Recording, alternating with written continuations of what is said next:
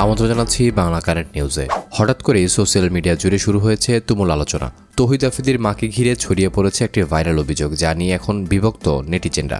আর এখন পর্যন্ত কি কি তথ্য প্রকাশ পেয়েছে, কি কি তথ্য সামনে এসেছে, এই ভিডিওটিতে পুরো ঘটনার বিস্তারিত তুলে ধরছি। ঘটনার সূত্রপাত হয় সোশ্যাল মিডিয়ায় ছড়িয়ে পড়া কয়েকটি পোস্ট ও ভিডিওকে কেন্দ্র করে। অল্প সময়ের মধ্যে এই বিষয়টি ব্যাপকভাবে ভাইরাল হয়ে যায়, আর এরপর থেকেই শুরু হয়েছে নানা ধরনের আলোচনা ও বিতর্ক।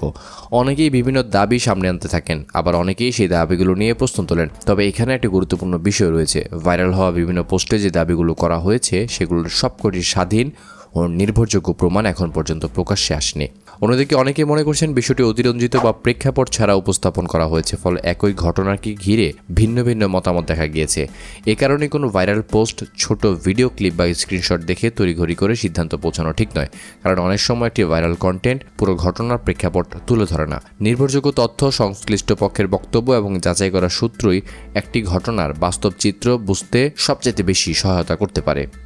এখন আপনার কাছে জানতে চাচ্ছি, আপনার কি মনে হয় সোশ্যাল মিডিয়ায় ভাইরাল হওয়া কোনো অভিযোগ দেখেই সিদ্ধান্ত নেওয়া উচিত, নাকি সব তথ্য ও প্রমাণ সামনে আসার পর মতামত দেওয়াই সবচেয়ে বেশি যুক্তিযুক্ত?